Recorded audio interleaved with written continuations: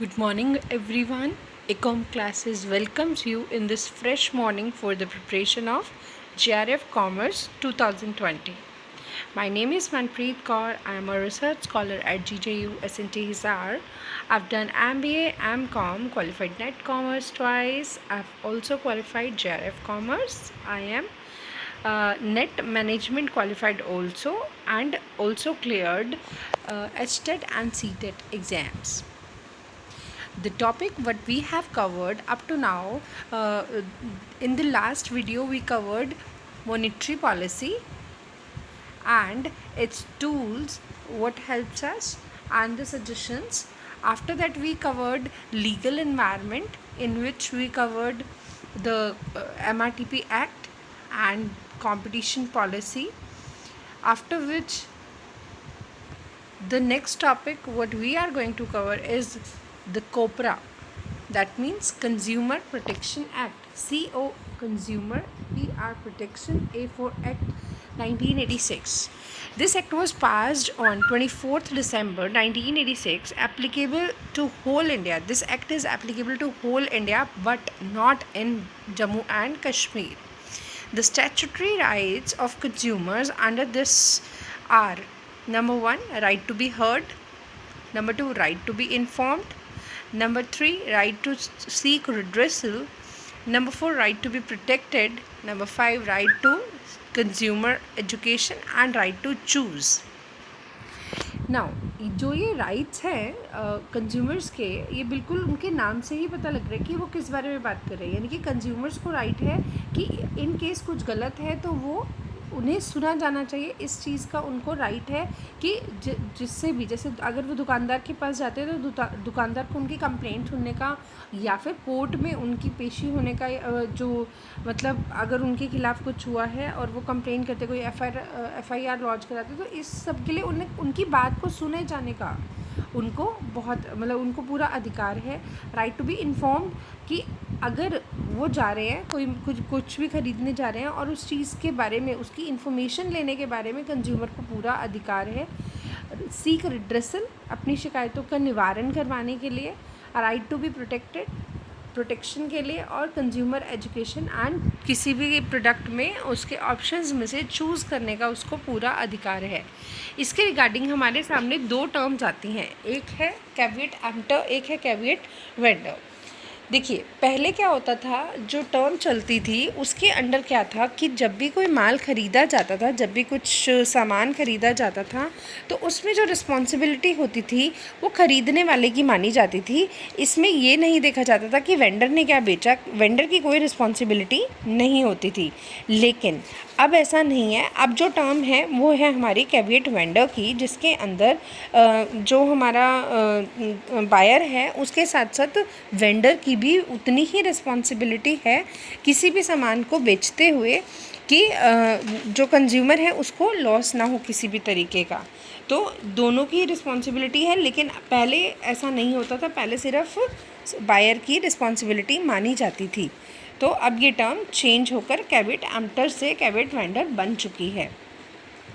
यानी कि जैसे फॉर एग्जांपल मैं आपको बताती हूँ कि इन केस कोई बच्चा है जो सिगरेट लेने आता है एंड उसके लिए adults are allowed but not children. तो अगर गुटखा, फैनी, सिगरेट, इस तरीके की चीज़ें बच्चा लेने के लिए आ रहा है और दुकानदार उसे दे रहा है, तो अंडर कैविएट एम्प्टर तो ये अलाउड था, बट अंडर कैविएट वेंडर ये अलाउड नहीं है और उसके खिलाफ एक्शन हो सकता है, क्योंकि यहाँ पर वेंडर की रिस्पॉन्सिबिलिटी बनती है कि वो बच्चे को देखकर ये चीज़ें ना दे जो कि 18 साल से नीचे हैं. ठीक है, तो ये कुछ 2 टर्म्स हैं जो कि इम्पॉर्टेंट है कोपरा एक्ट के अंडर. नेक्स्ट आता है हमारा, इसके अंदर जो सबसे ज़्यादा क्वेश्चन पूछा जाता है वो ये फर्स्ट लाइन है, जिसमें से पूछा जाता है कंज्यूमर रिड्रेसल फॉर्म. 3 फॉर्म्स हैं, डिस्ट्रिक्ट लेवल पे, स्टेट लेवल पे, नेशनल लेवल पे. डिटेल्स में से भी क्वेश्चन पूछा गया, डिटेल्स इन द सेंस कि फर्स्ट रॉ में से भी क्वेश्चन पूछा गया है. जैसे क्वेश्चन आ गया कि 4 तरीके की उन्होंने फॉर्म्स बता दी और बोला कि इसमें से कौन सी नहीं है. एक बताई लोकल लेवल, एक बताई डिस्ट्रिक्ट लेवल, एक state level and national level. तो बिल्कुल ध्यान रखना इस बात का कि लोकल फोरम नहीं है कंज्यूमर की, जो है वो डिस्ट्रिक्ट से ही स्टार्ट है, यानी कि डिस्ट्रिक्ट, फिर स्टेट लेवल, फिर नेशनल लेवल। अब जो केसेस आते हैं वो केसेस कहाँ पे, कौन से केसेस सुने जाते हैं, जैसे 20 लाख तक का, यहाँ पे ध्यान देना बहुत मेरी बातों को कि लिमिट कैसे काम करती है। डिस्ट्रिक्ट में अप टू 20 लाख का केस नहीं आएगा यहाँ पे, अप टू 20 लाख के केसेस डिस्ट्रिक्ट लेवल में कवर होंगे। अगर 20 लाख का केस है लेकिन अप टू 1 करोड़, 1 करोड़ का केस नहीं, अप टू 20 लाख और 1 करोड़ दोनों स्टेट में क्या है, इंक्लूसिव है। ठीक है, यहाँ पे 1 करोड़, अप टू 1 करोड़ लिखा हुआ है, लेकिन 1 करोड़ स्टेट में ही आएगा। ठीक है, और मोर देन 1 करोड़ नेशनल में आएगा, यानी कि 20 लाख और 1 करोड़ दोनों के दोनों स्टेट में क्या है, इंक्लूडेड हैं। इसमें सिर्फ अप टू 20 लाख है, यानी कि 19 लाख 1999 करके। ठीक है, लेकिन इसमें 1 करोड़ से ऊपर तक के केस, उससे ऊपर कोई भी केस होगा तो वो नेशनल लेवल पे जाएगा। अब फिर से बता रही हूँ मैं, डिस्ट्रिक्ट लेवल पर अप टू 20 लाख के केस आएंगे, लेकिन अगर 20 लाख का केस आता है तो वो स्टेट में जाएगा, ना कि डिस्ट्रिक्ट पे। ठीक है, यानी कि 20 लाख का केस आ जाए या 1 करोड़ का केस आ जाए तो वो स्टेट लेवल में जाएगा, ना कि नेशनल लेवल पे। 1 करोड़ का केस स्टेट लेवल में ही जाएगा, 20 लाख का केस भी स्टेट लेवल में जाएगा। ठीक है, और नेशनल लेवल पे 1 करोड़ 1 रुपया जो हो केस है वो हमारा नेशनल लेवल में चला जाएगा। वर्किंग लाइफ, जो यहाँ पे जज हैं उनके जो वर्किंग लाइफ है वो कैसे रहती है कि या तो 5 इयर्स या 65 इयर्स ऑफ एज, जो भी वो पहले कंप्लीट कर लें। सेम ऐसे ही स्टेट लेवल पे यही टर्म 5 इयर्स या 67 years which ever is earlier है, और नेशनल लेवल पे 5 इयर्स और 70 years which ever is earlier. ठीक है, मेंबर्स डिस्ट्रिक्ट लेवल पे 3 लोग होते हैं, 2+1, मतलब 2+1 का रूल कैसे है कि एक जज होगा जो डिस्ट्रिक्ट कोर्ट में से लिया जाता है, और आउट ऑफ 2 जो 2 लोग हैं, बाकी के ये जो 2 लोग हैं इसमें से एक विमेन होना या एक फीमेल होना नेसेसरी है। इसमें स्टेट लेवल में भी एक जज होना, लेकिन हाई कोर्ट का जज,